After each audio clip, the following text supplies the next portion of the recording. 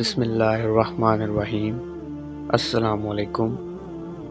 آج کی ہماری ویڈیو کا جو ٹاپک ہے وہ ہے قرآن مجید کا تعارف۔ قرآن کا لفظ قراءتن سے مشتق ہے، جس کے معنی پڑھنا کے ہیں، تلاوت کرنا اور جمع کرنا کے ہیں۔ قرآن مبالغے کا صیغہ ہے، یعنی سب سے زیادہ پڑھی جانے والی کتاب۔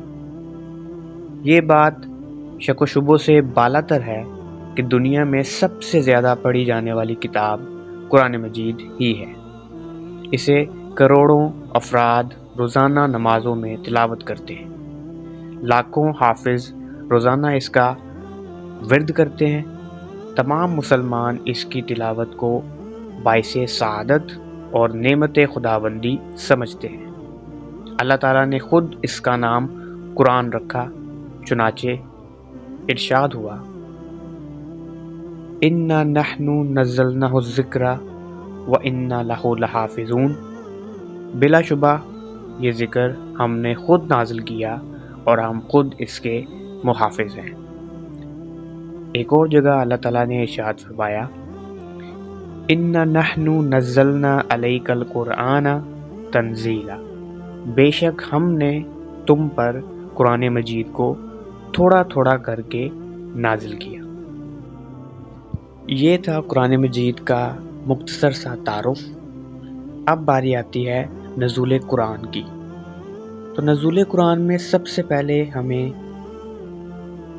سورتوں کی تعداد کے بارے میں معلوم ہونا چاہیے کہ قرآن مجید میں کل کتنی سورتیں، کتنی آیات اور کتنے رکوع شامل ہیں۔ تو آئیے سب سے پہلے ہم سورتوں کے بارے میں جانتے ہیں۔ قرآن مجید میں کل 114 سورتیں ہیں،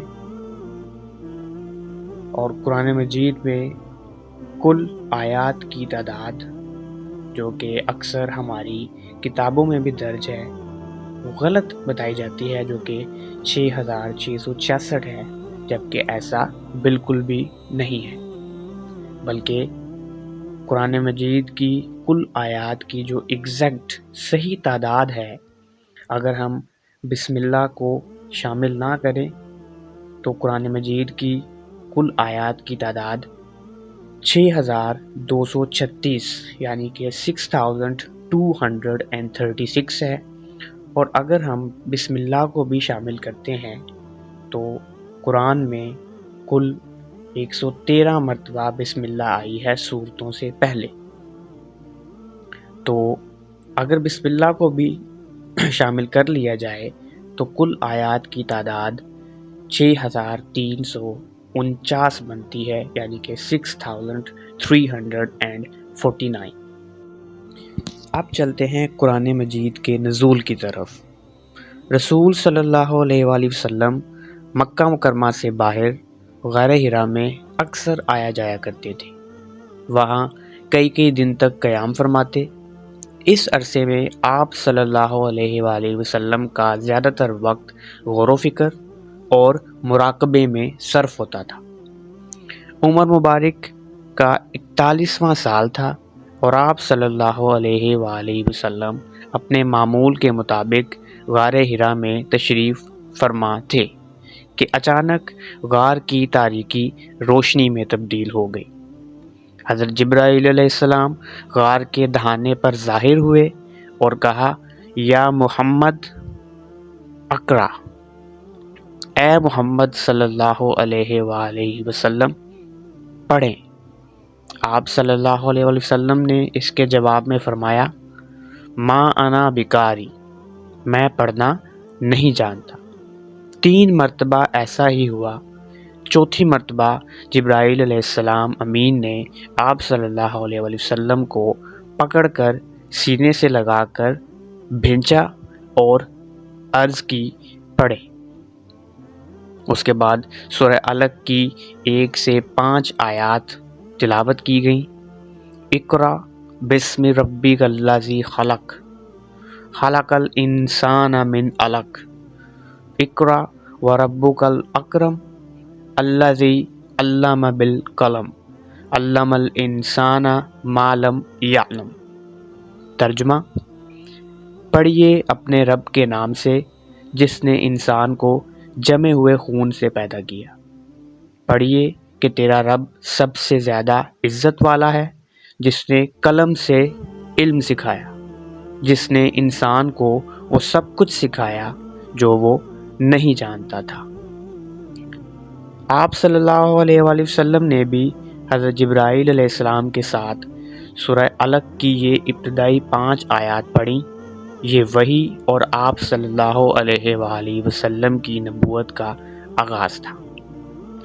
یہ حدیث مبارک صحیح بخاری کی جلد نمبر 1 میں موجود ہے، جو کہ امام بخاری نے نقل کی ہے، اور یہ بالکل صحیح احادیث میں سے ایک ہے۔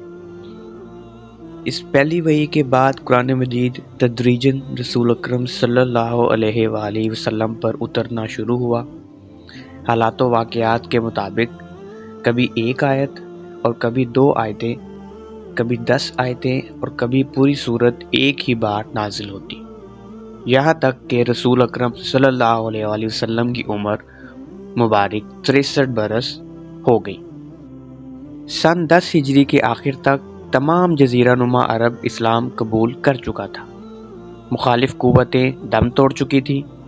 حق کا پیغام اور اسلام کا نظام ہر طرف پھیل گیا تھا، حتیٰ کہ وقت آ گیا کہ تکمیل دین کا اعلان کیا جائے۔ چنانچہ آخری حج کا اعلان ہو گیا۔ اس خبر کا سننا تھا کہ تمام جزیرہ عرب سے مسلمانوں کا سیلاب امڑ آیا۔ اس حجۃ الوداع میں تقریباً 1.25 لاکھ فرزندان اسلام نے شمولیت کی۔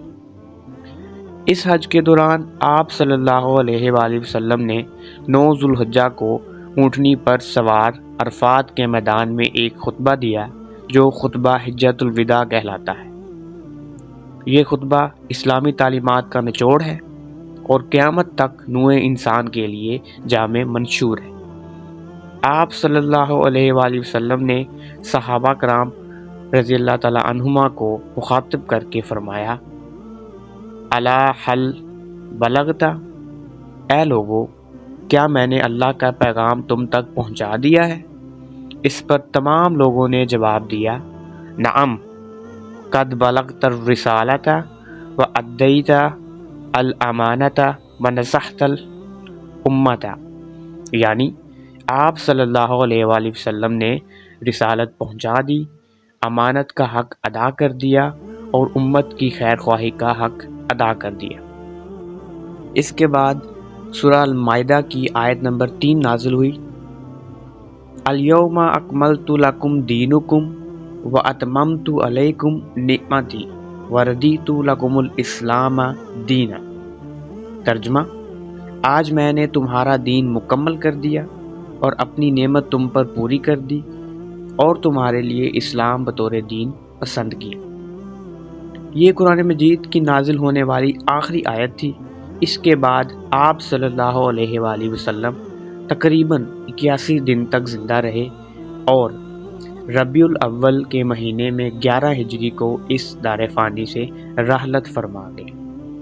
یہاں ایک بات واضح رہے کہ نبی صلی اللہ علیہ وآلہ وسلم کی وفات کا دن 12 ربیع الاول نہیں ہے، جو کہ بخاری مسلم دونوں میں واضح کیا گیا ہے کہ نبی صلی اللہ علیہ وآلہ وسلم کی وفات کا دن 12 ربیع الاول نہیں ہے۔ ہاں، البتہ ربیع الاول کے مہینے میں ہی آپ کی وفات ہوئی ہے، لیکن وہ 12 ربیع الاول نہیں ہے۔ یہ بات واضح ہے کہ موجودہ قرآن مجید کی ترتیب اس طرح نہیں ہے جس طرح کے نازل ہوا، بلکہ یہ ترتیب رسول اکرم صلی اللہ علیہ وآلہ وسلم نے حکم الہی سے بتائی ہے، اور اس ترتیب کو ترتیب توقیفی کہتے ہیں۔ توقیفی کے معنی بتائی ہوئی کے ہیں۔ رسول اکرم صلی اللہ علیہ وآلہ وسلم ہر آیت کے متعلق صحابہ کرام رضی اللہ تعالیٰ عنہما کو بتا دیتے تھے کہ اس آیت کو فلاں صورت میں فلاں آیت سے پہلے اور فلاں آیت کے بعد رکھ دو۔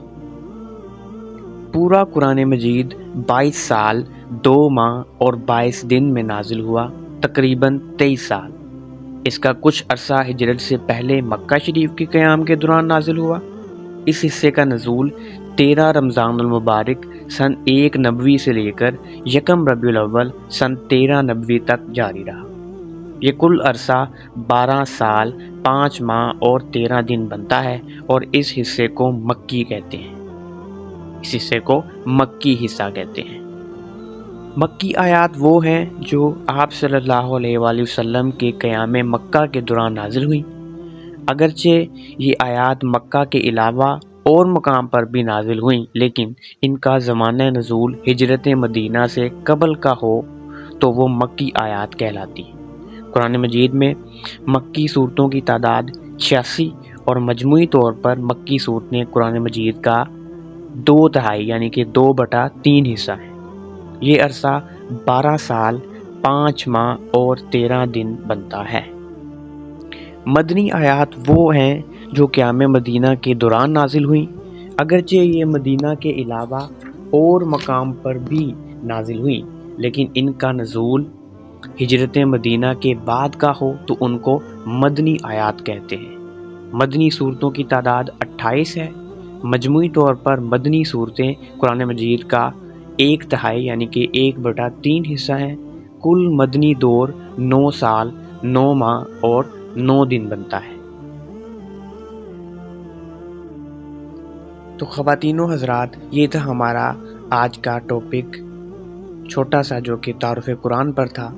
امید کرتا ہوں کہ آپ لوگوں کو ویڈیو پسند آئی ہوگی۔ اس طرح کی مزید معلومات حاصل کرنے کے لیے میرے چینل کو سبسکرائب کریے اور اس ویڈیو کو لائک کیجیے اور بیل آئیکن کو لازمی پریس کیجیے تاکہ اگلی آنے والی ویڈیوز آپ تک بآسانی پہنچ جائیں۔ ملتے ہیں اگلی ویڈیو میں، تب تک کے لیے اللہ حافظ، اپنا خیال رکھیے، جزاک اللہ خیر۔